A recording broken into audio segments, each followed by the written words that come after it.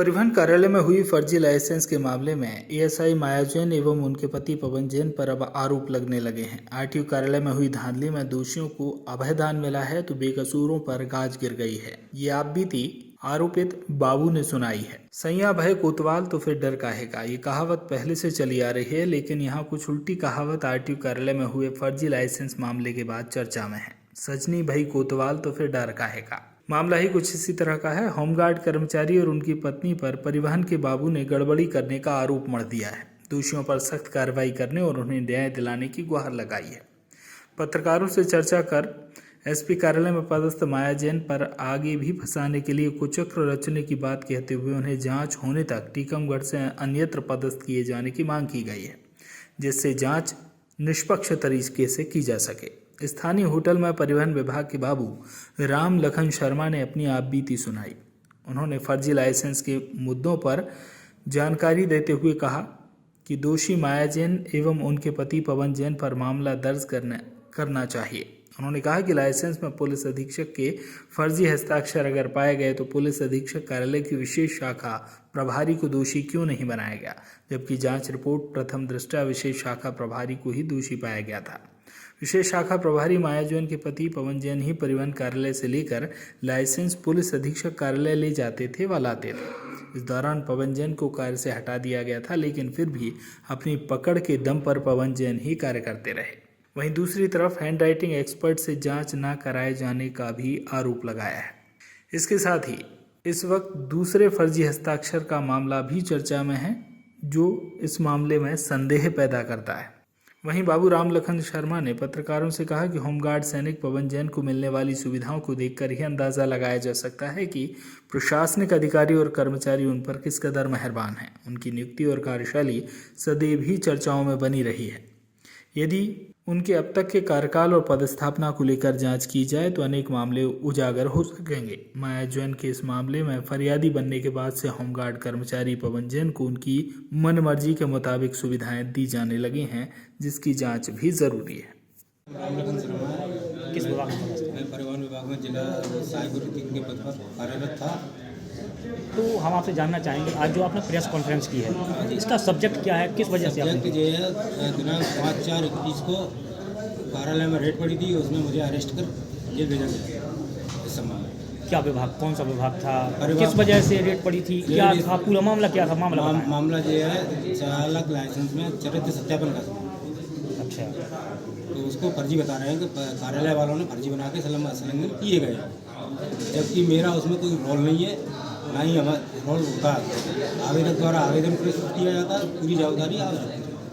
अच्छा, जो आपने ज्ञापन में एम शब्द लिखा है, ये एम शब्द क्या है? एम शब्द जो है एसपी कार्यालय में पदस्थ माया जैन एएसआई, उसके हस्ताक्षर।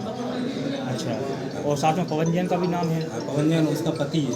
ये क्या करते थे? ये करते थे, पहले तो कार्यालय में थे जी, खान मैडम के टाइम में, जब से कुमरावत वगैरह सब आए, जब से हटाई दिया गया वैसे, तो उस चक्कर में इनने यही लेके जाते थे, यही लेके आते हैं, जो अभी भी लेके जाते थे, नीचे आवेदक को दे दिए, वो लोग। अच्छा, तो इसमें क्या लगता है आपको, कौन दोषी है? उसमें दोषी कलेक्टर साहब की रिपोर्ट के अनुसार माया जैन, पवन जैन और कार्यालय के अधिकारी कर्मचारी। इसमें तो हस्ताक्षर उनको एक्सपर्ट से जांच कराना चाहिए सबसे पहले, उसके बाद अच्छा, तो माया जैन का भी कोई कार्रवाई या पवन जैन को कोई कार्रवाई? पुलिस ने कोई कार्रवाई नहीं की। आप क्या चाहते हैं इसमें? मैं पवन जैन पे और माया जैन पे कार्रवाई करना चाहता हूँ, क्योंकि जैसे हमें जैसा बूढ़ी तो है। अच्छा, आपने आवेदन में लिखा है कि आज भी फर्जी हस्ताक्षर हो रहे हैं। आज भी मैंने सबूत पेश किया है, और इसको तो एसपी साहब जांच करके बताएंगे। एसपी साहब के साइन है कि किसी और के हैं। अच्छा, हम तो जानते नहीं, हम तो सील देखते हैं। अच्छा, माया जैन अभी कहाँ पदस्थ हैं? ये टीकमगढ़ में एसपी कार्यालय। इनके जो पति है पवन जैन, ये क्या करते हैं? तो होमगार्ड में सैनिक। होमगार्ड में अभी भैया टीकमगढ़ में? अच्छा, हम तो है नहीं है, इसलिए अपन तो नहीं दे सकते। इसके पहले तो आप बहाल हो चुके हैं या? बहाल हो गया। बहाल हो चुके हैं।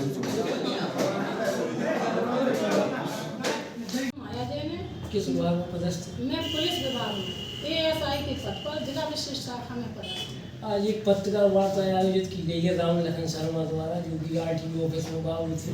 उन्होंने आपके ऊपर आरोप लगाया है कि जो लाइसेंस जारी किए गए थे चरित्र प्रमाण पत्र के, वो फर्जी आपके यहाँ से जारी किए गए, आपके ऊपर आरोप लगाया। उस बारे में आपका क्या? मेरा इस बारे में यह कहना है कि जो पूर्व में वरिष्ठ अधिकारियों द्वारा इस संबंध में जांच की गई है, अगर राम लखन शर्मा के द्वारा मेरे ऊपर आरोप लगाए गए हैं तो इसकी हैंड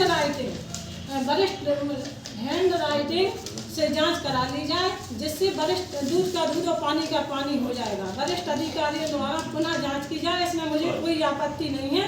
जो आरोप राम लखन शर्मा द्वारा लगाए गए हैं वो असत्य हैं। अभी भी मैं यही कहूँगी कि आप वरिष्ठ अधिकारियों से हैंड राइटिंग से जांच करा लें। अगर मेरे द्वारा पाए जाते हैं तो मुझ पर कार्रवाई करने की कृपा करें। और इसके पूर्व में जब ये अपराध पंजीबद्ध हुआ था तो नायब तहसीलदार साहब के चैम्बर में बैठ के राजेंद्र तिवारी द्वारा यह कहा गया था कि आपके पति पवन जैन जो कि ITO ऑफिस में फर्जी काम करते हैं तो आप अपनी जमीन छोड़ दीजिए। नहीं तो राजेंद्र तिवारी का यह कहना था कि मेरे पास 50 लोग ITO विभाग के आए हैं और आपके पति के खिलाफ आवेदन भी दे रहे हैं कि आप पवन जैन को इस जो ITO ऑफिस में प्रकरण पंजीबद्ध हुआ है इसमें फंसाएं और मैं ऐसा ही काम करूंगा अगर आप अपनी जमीन नहीं छोड़ेंगी और पवन जैन को भी फंसा दूंगा। इसलिए आप जमीन छोड़ दीजिए और शांति से बैठ जाइए, तब मैं आपका नुकसान नहीं करूंगा। अगर आप ऐसा नहीं करेंगे तो हम आपका हर कदम पे नुकसान करूंगा। और मुझे यह सत्य समझ में आ रहा है कि यह राजेंद्र तिवारी और राहुल तिवारी द्वारा ही यह आरोप लगाए जा रहे हैं। इसलिए मुझे इसमें कोई भी दिक्कत नहीं है और वरिष्ठ अधिकारियों द्वारा इस संबंध में जांच करा ली जाए। इस आरोप की आपने उच्च अधिकारियों से बोला क्या कि हमारे बारे में ऐसे आरोप लगाए गए हैं राजेंद्र तिवारी द्वारा? इसके वरिष्ठ अधिकारियों को हर चीज का पता है। मैं अपने अधिकारियों को और इतना कि नायब तहसीलदार साहब के सुरेंद्र अहरवाल के सामने यह बात हुई थी उन्हीं के चैम्बर में बैठ के, तो उनको भी यह सब पता है सर। टीकमगढ़ से मनोज सिंह की रिपोर्ट।